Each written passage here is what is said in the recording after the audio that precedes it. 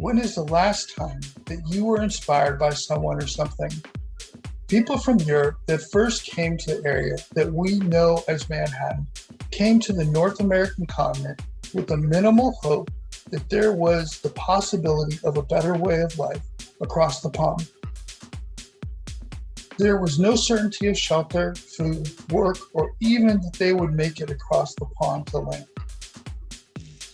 While some did make it across the pond, others began to create something that would become larger than themselves or the legacy that they created. What they created was New York City.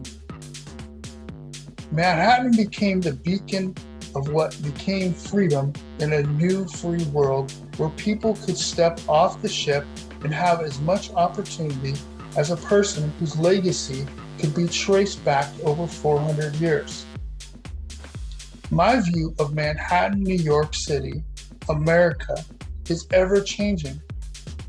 I am still humbled by the devotion of developers and lawmakers to inspire people with their designs through buildings or create law that creates the fundamental human right to have shelter. It requires an imaginative mind to create skylines. It creates empathy, compassion, to be mindful enough that some people are down on their luck, while others no longer have the capacity to make any type of decisions for themselves. For those people who are unable to realize their place in time while living in Manhattan, New York City. New York. It does not matter if they were in the desert under the blazing sun or in Manhattan, living in a building across from a multi-billion-dollar project that will change their view of the skyline. It is their mind that creates the blockages of the sun. It is their mind that blocks the possibility to bring prosperity to a languished area of Manhattan that is the epicenter of the right of shelter laws created in the case of Callahan versus Carey, 1979 to 1981, that changed zoning laws in the city and state of New York.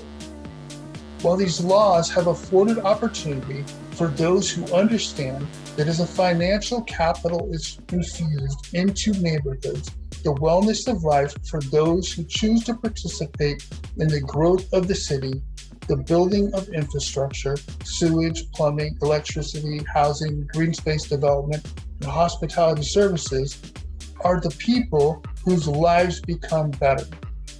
Those people are the ones who will aspire to become the inspiration for others in Manhattan.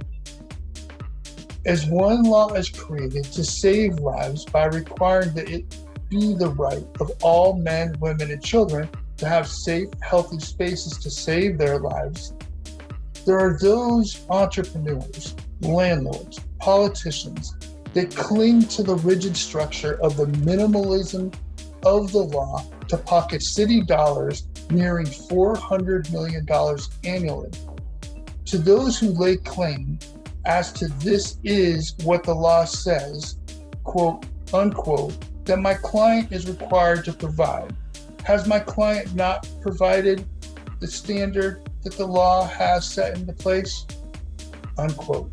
To maintain the lowest operation costs to retain as much of the city's dollars as possible for themselves as known slumlords hold out to developers that are offering 5 times the value of their property, only to deny the offer.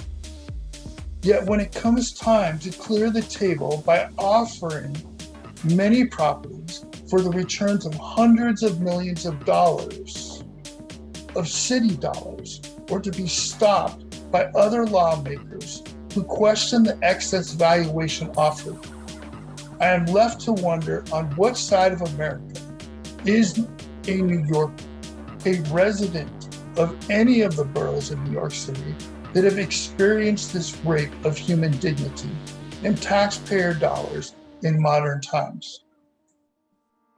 The fundamental skill of a leader is to identify what the people they serve need. When it comes to shelter, shelter protects a life immediately. When it comes to making a better life for oneself, it requires additional services and vocational rehabilitations to become a contributing part of a society. If a metric were in place for landlords to be held accountable as to the human development of their tenants that are living within the right to shelter law programs, then slumlords would not be able to stay operational. A mind that has the capacity to realize their self quickly demands more of themselves after they have saved their own life by seeking shelter. That person will then rise out of that shelter to become a success in this world. Like so many of the entrepreneurs that are bringing their dreams to Lower East Side of Manhattan. What a cool neighborhood Lower East Side is becoming. People are enjoying novelty shops, music venues, and global cuisines.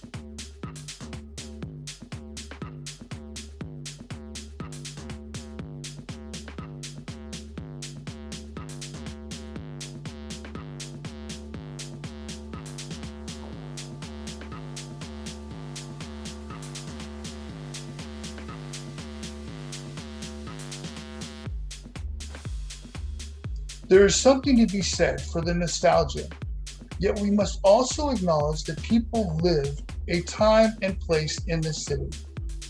Our nation is larger than our immediate hugging of yesteryear building designs.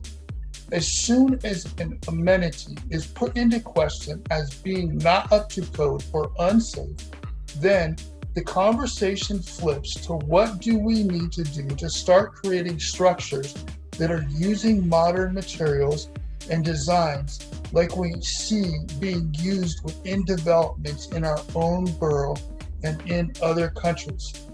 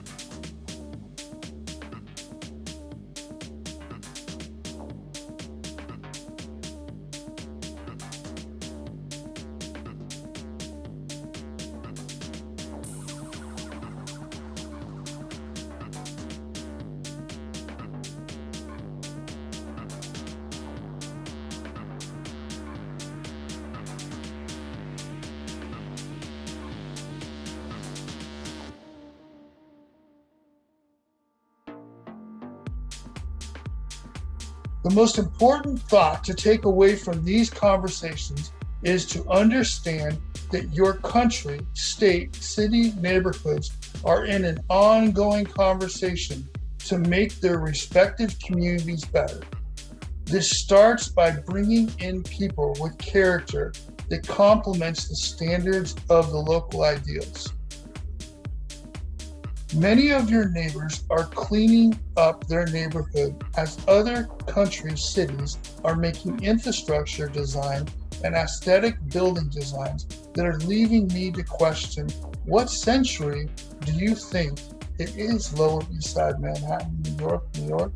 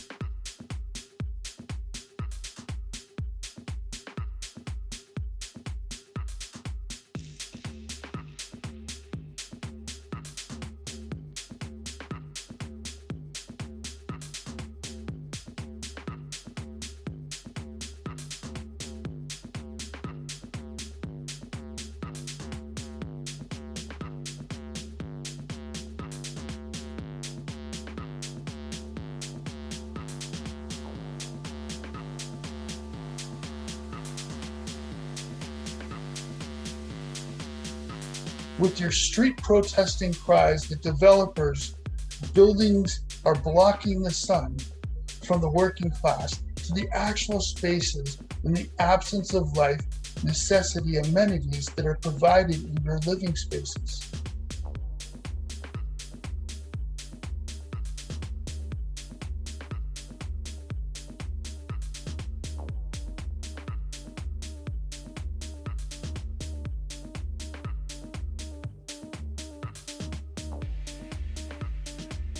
There are billionaire developers and real estate investment trusts that will break ground today to provide you better ways of life in short amounts of time.